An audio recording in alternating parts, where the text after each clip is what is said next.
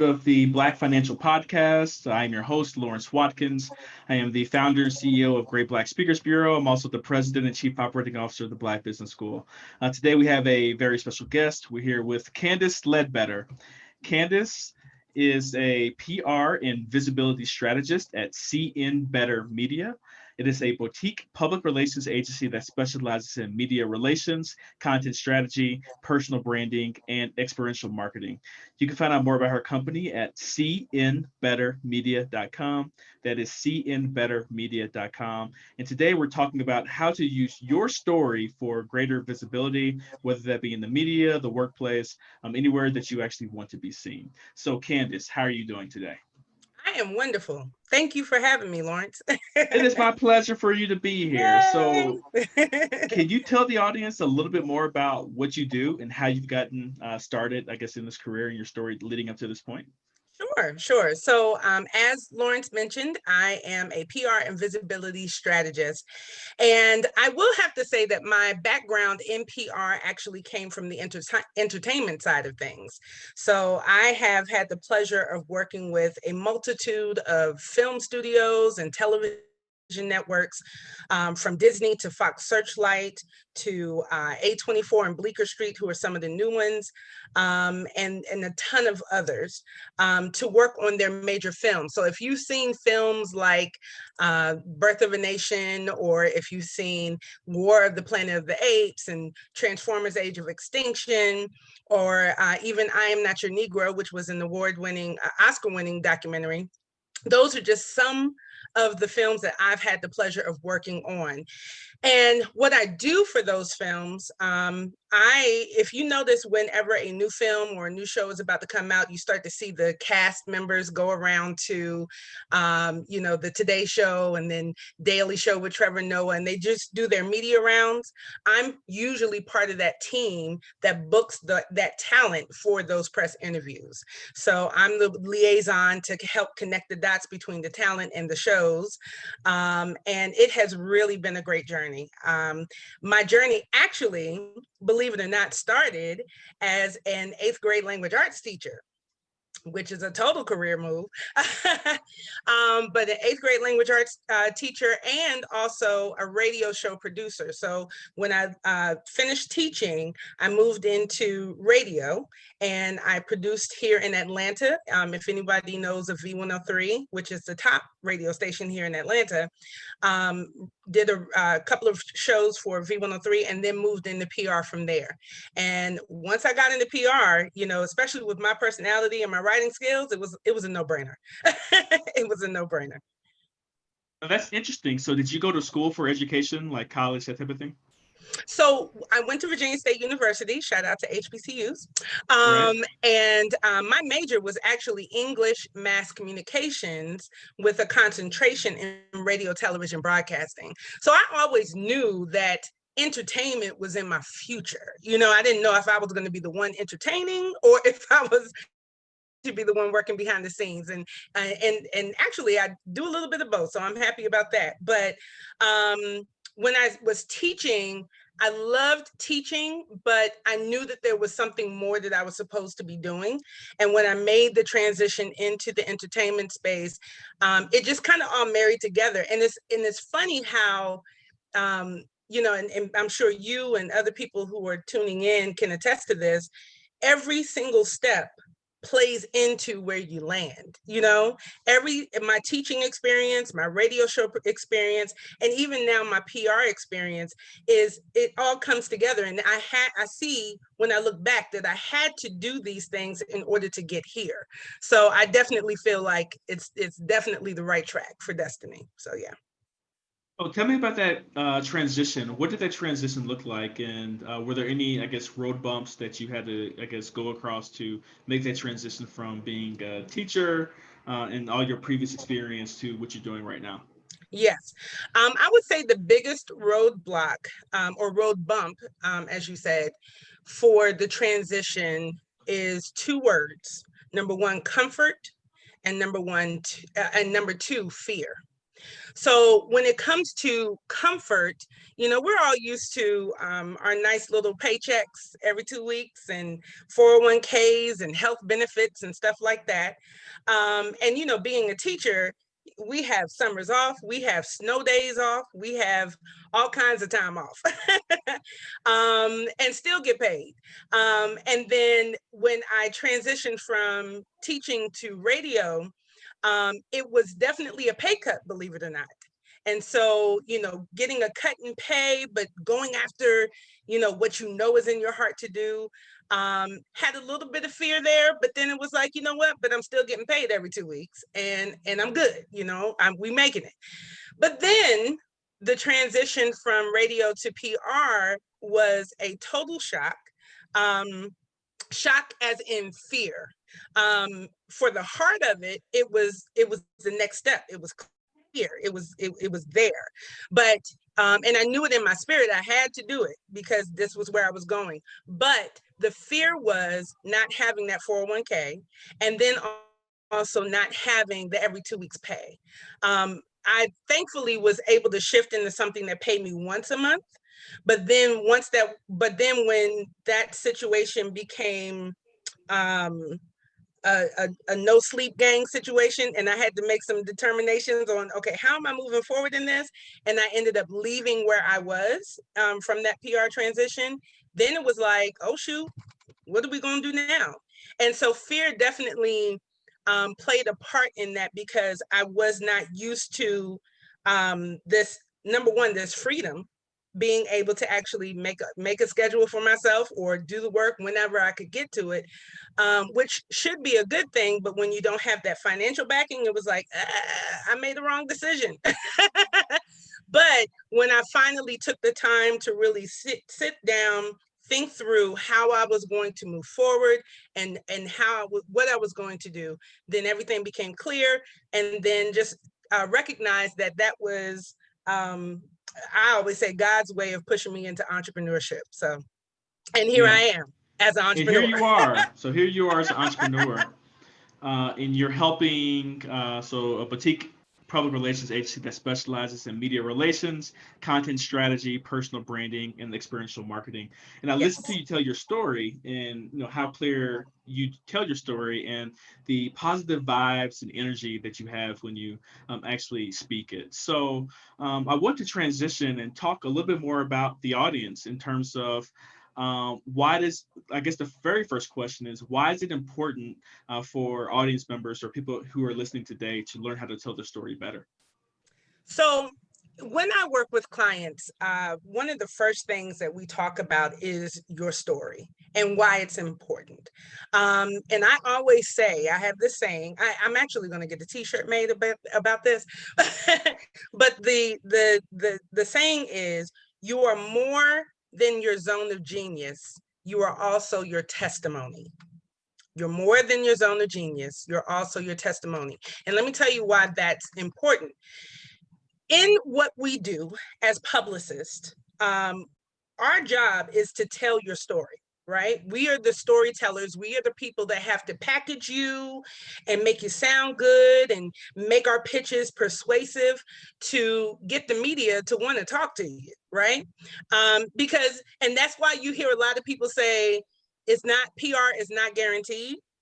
You hear a lot of us say that because if the story isn't hitting on all cylinders and the media outlet is not really interested, or it's the wrong time for your story, or it doesn't fit in what they're doing at the moment, then we necessarily won't get that hit. And then for the most part, if you're trying to sell tickets or books or any of that kind of stuff where you actually want a sale out of something, I always tell people, spend that on marketing dollars first and get the visibility up, and then come and let's talk about your story and how we can support your marketing efforts. So that was just a sidebar.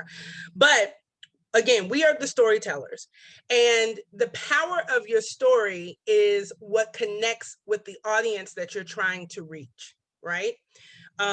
Your personal experiences and your professional experiences, or your products or your services and what they do for people, is what gets people to subscribe to you and your brand. in my company, there is a strategy that I came up with, and it's a little sophisticated ratchet, so please forgive me, but sometimes we got to do it. And the strategy is called "Do That." Okay. So, matter of fact, in the chat, in the comments, wherever y'all are, I need y'all to tell your neighbor, "Do that." Okay. So, "Do That" is a strategy that really kind of unpacks the layers of you. So the first part of that strategy, the D, is define your story. And so this is where we are literally taking a moment to list out all of the different angles that make up who you are professionally and personally. Okay. So here's a perfect example. I had a client, if anybody has watched Greenleaf, especially in the first 2 seasons, there was a villain by the name of Uncle Mac. His name was Greg Allen Williams.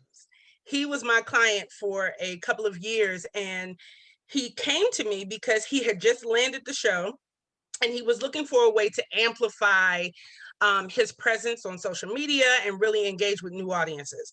So when I sat down with him, we talked about his story, and I said, okay, well, Greg, who are you beyond the actor that we see?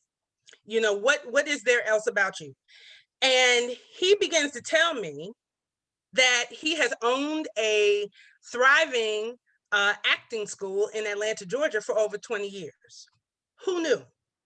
Not only that, but he is an author of 5 books that if you go on Amazon and search his name, he's there.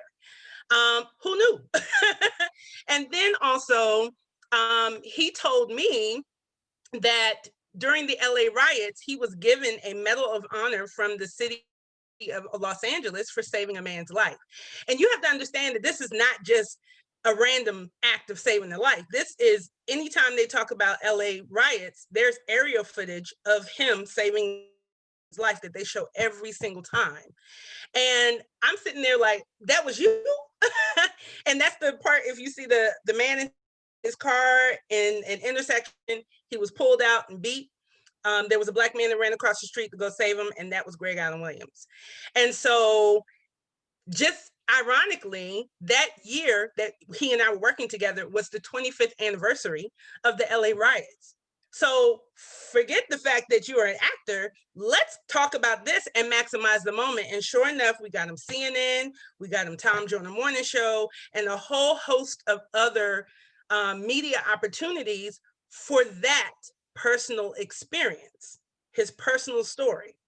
And so with that, we were still able to mention the fact that he was now on this new show, but that wasn't the focus of the conversation. It was his personal story that opened the door to give mention of his shine on the show.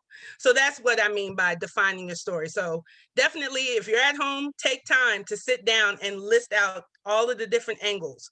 And that actually leads into aligning your story, because a lot of times people want to, they see themselves in Essence magazine, and they see themselves in Black Enterprise or Glamour or whatever these big magazines and big platforms are, from Good Morning America to wherever.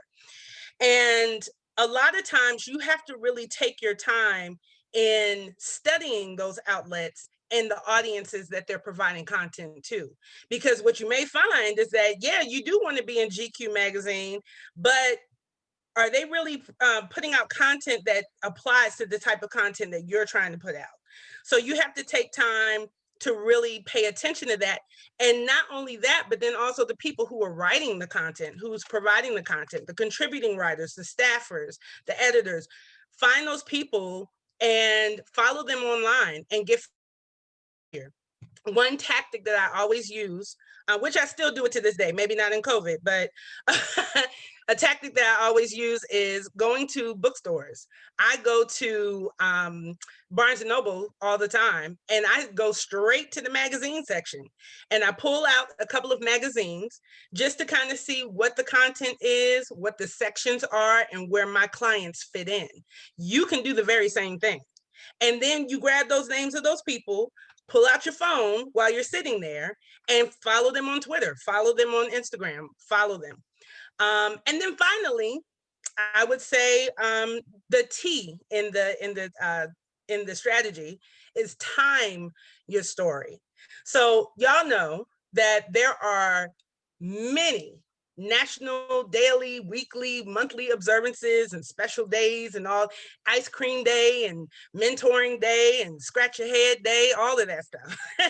So you can time your story to when it makes sense. So for instance, if you are a breast cancer survivor, what month do you think that you need to be speaking in the media?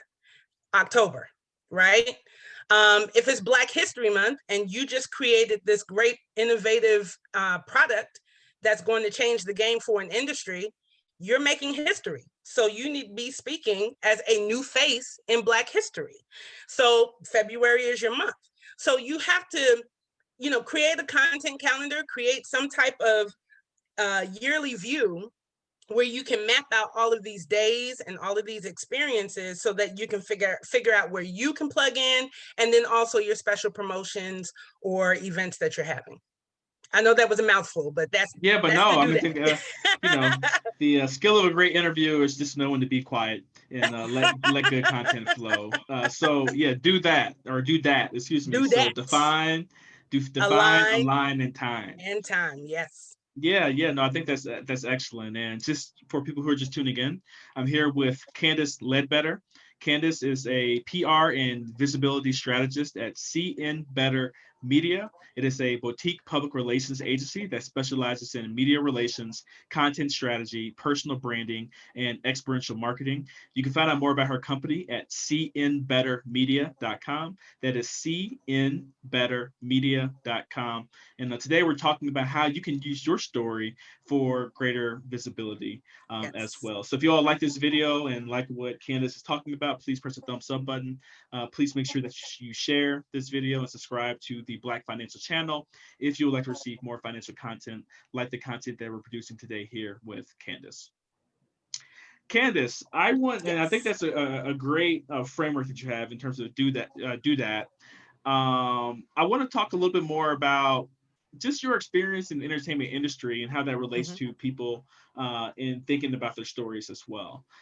Because you've worked with, let's say, actors from Greenleaf, you've done, PR, campaigns as well. I think Mm-hmm. about Pixar types of stories and stories that have, let's say, like a kid's focus, but they appeal to the entire audience. Mm-hmm. What can Hollywood teach our audience about crafting their own stories as well? What can Hollywood teach our audience about crafting their own stories? I think that Hollywood is opening up a little bit more as it relates, especially to Black stories. We know that there's always been a struggle, and there still is. Let's not get it twisted.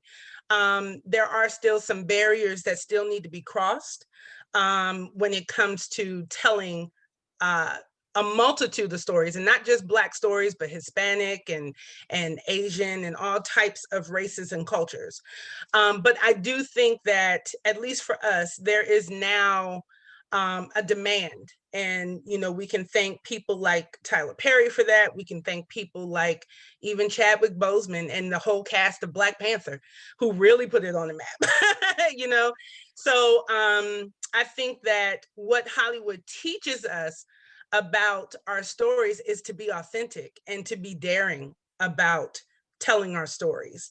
Ava DuVernay is such a great example of taking the experiences of the Black community and translating it into content and visuals that the entire world can digest. And I think that, she and a few others, Ryan Coogler and other directors and filmmakers who are being bold in that space, open the door of us who may have these great stories to tell.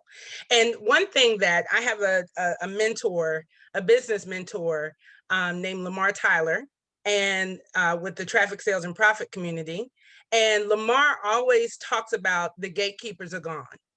And that is such an important conversation right now because of where we are in this whole COVID pandemic, right? This COVID pandemic has broken down barriers and those gatekeepers from a lot and open the door for us to be able to create our own content. Because think about it, you have television anchors and people who are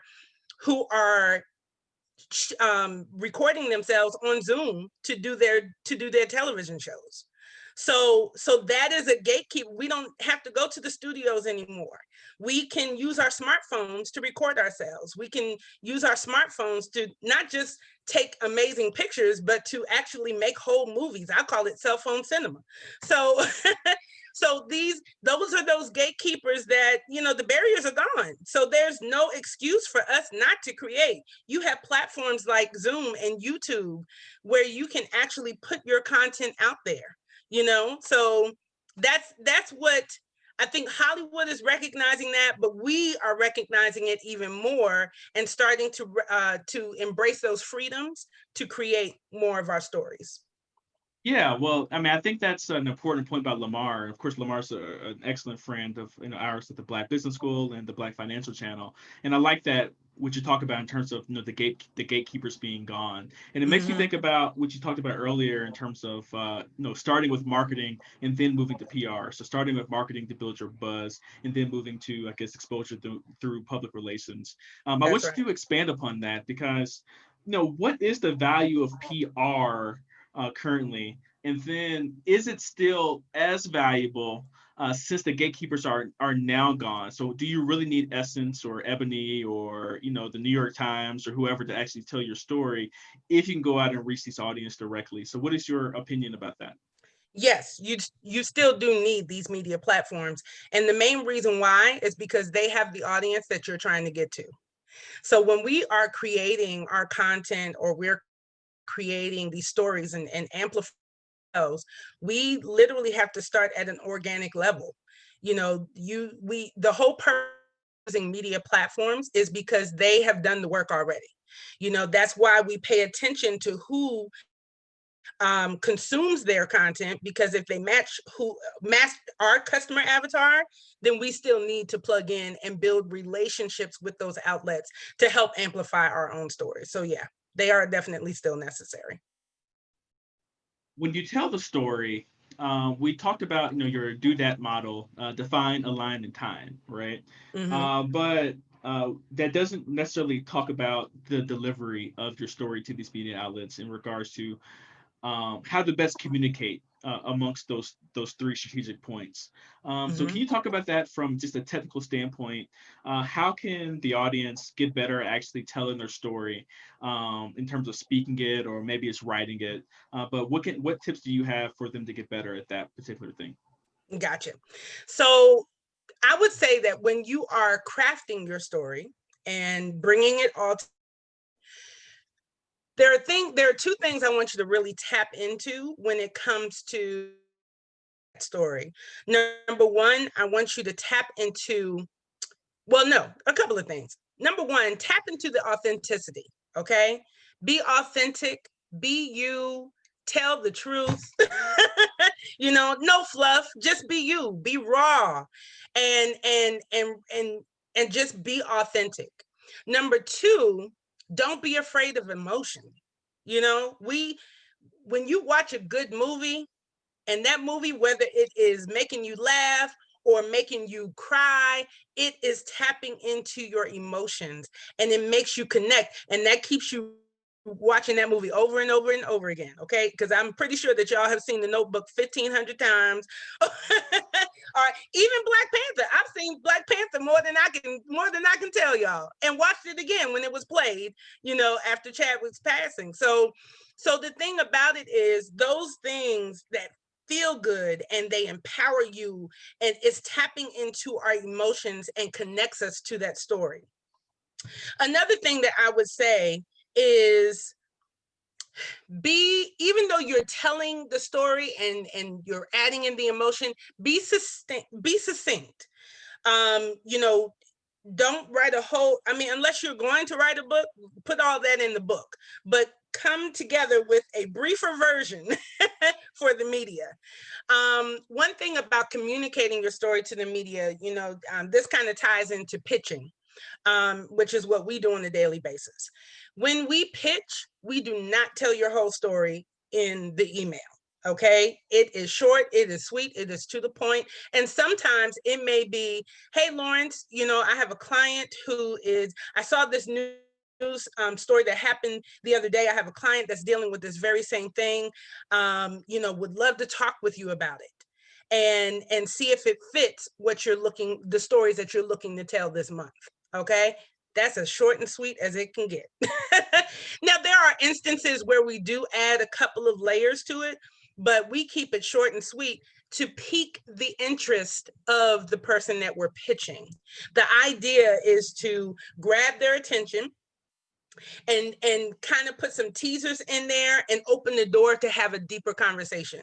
Because if y'all know, like I know, we don't read a whole lot of long emails. All right, you have about 30 seconds to catch attention and keep it. That's about it.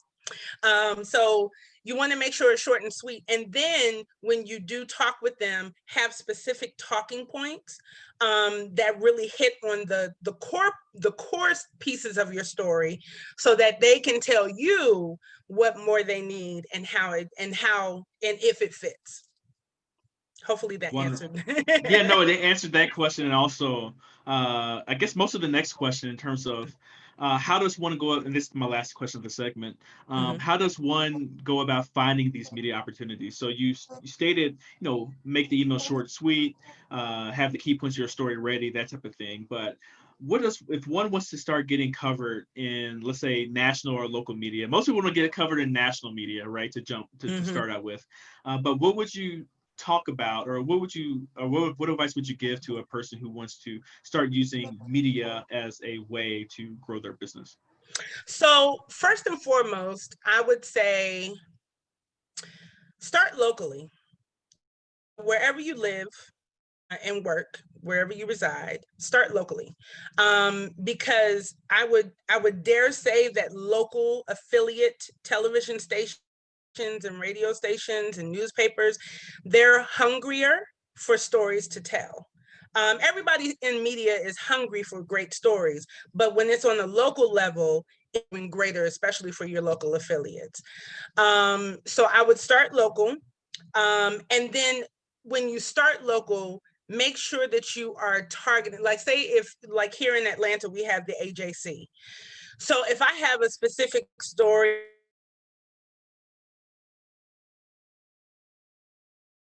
something my business is doing and how it's impacting the reporter or the writer that focuses on the beat of business.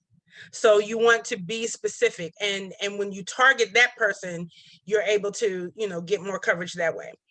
Another way to seek out media opportunities really is what we like to call newsjacking.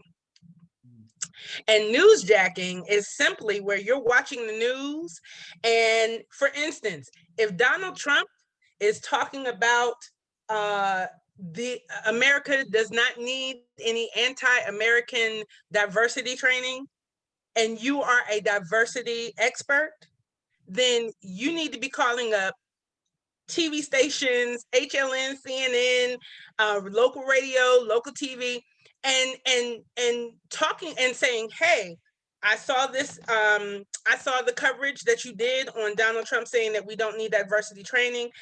As a diversity professor for over 15 years or 5 years or whatever your tenure is, I do not agree with this statement. Here's why. Leave that quick quote. Please let me know if you need me to come in and be a guest comment. I would love to be a guest commentator on your show. Like, jump on those opportunities, especially if it's in your zone of genius. Once you hear something, that's why we as publicists, we always keep an ear to Google alerts. We keep an ear to social media. We listen to the radio shows. We watch all the television. So, because angles are everywhere. And if you have, let me tell you something. During this whole pandemic, when I tell you the rest of the world may have slowed down, but publicists sped up. Okay, we have been working around the clock. We are hashtag no sleep gang. All right, can you see the red in my eyes? I don't know if y'all can see that, but pray for me and my sanity. But no, but no, we have worked around the clock because one day Trump is talking about diversity training is no more. Then in 15 minutes, unfortunately, we have a celebrity passing. And then next thing you know, then we have another outbreak and numbers went up in Atlanta.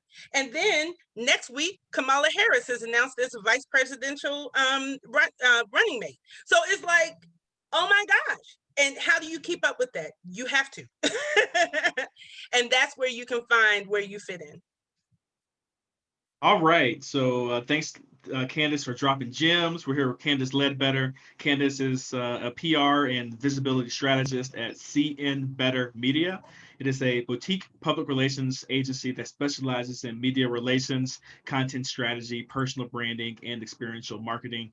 You can find out more about her company at cnbettermedia.com. That's cnbettermedia.com. And today we've been talking about how you can use your story for greater visibility. If you like this interview, like what Candice is talking about in her Do Dat model, please press the thumbs up button. Please share and also subscribe to the Black Financial channel if you'd like to receive more content like the content that we're producing today here with Candice.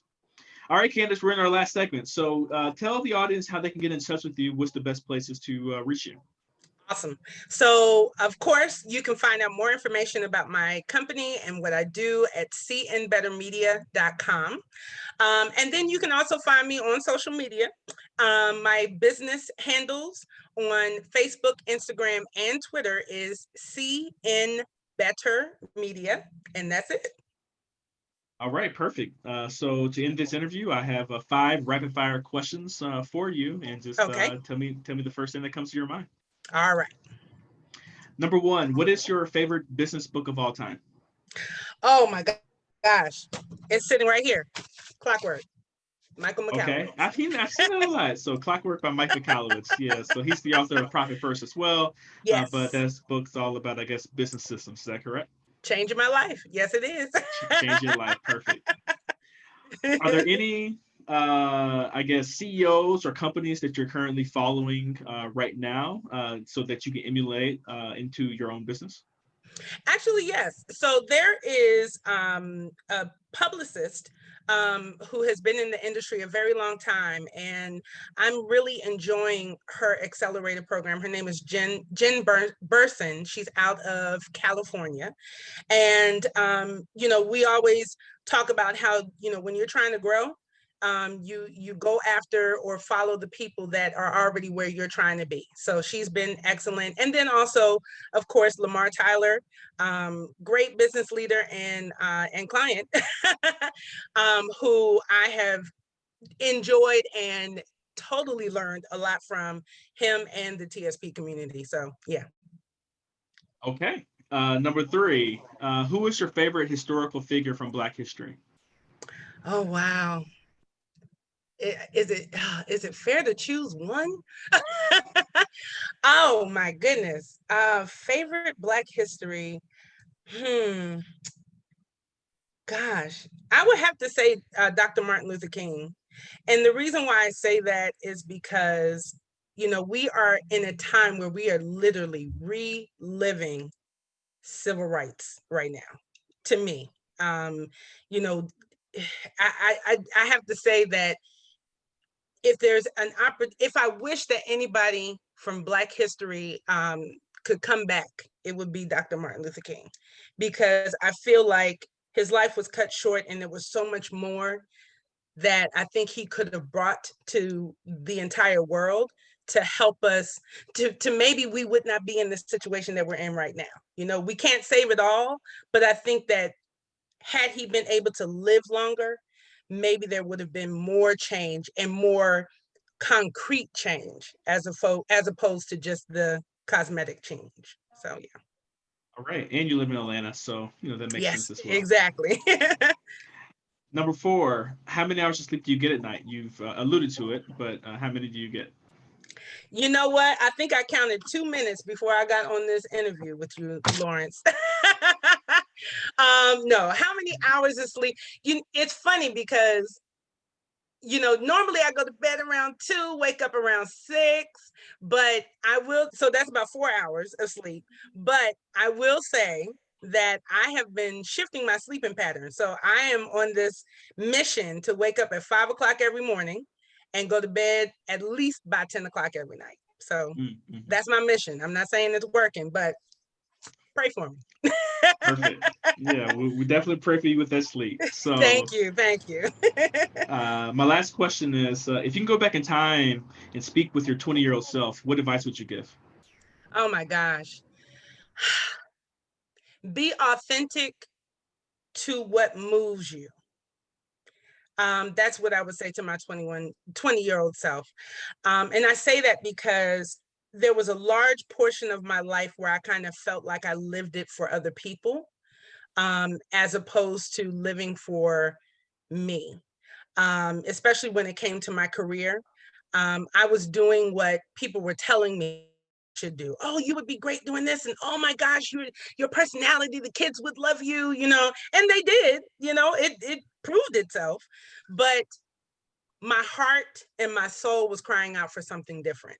And I'm happy that I took the leap of faith to move toward what my soul was calling me to. Wonderful, wonderful. Candace, thank you so much for your time. I think that's excellent advice that you'll go back and give your 20-year-old self. Everyone, I've been here today with Candice Ledbetter. Candace is a PR and visibility strategist at CNBetter Media. It is her boutique public relations agency that specializes in media relations, content strategy, personal branding, and experiential marketing. You can find out more about her company at cnbettermedia.com. That is cnbettermedia.com. And today we've been talking about how you can use your story for greater visibility. Before you get out of here, please make sure you press the thumbs up button. Please make sure that you share and also subscribe to the Black Financial channel if you'd like to receive more financial content like the content that we produce today here with Candace. So on behalf of Candice Ledbetter, my name is Lawrence Watkins. You all take care, be blessed, and have a wonderful day. All right, bye-bye. Bye.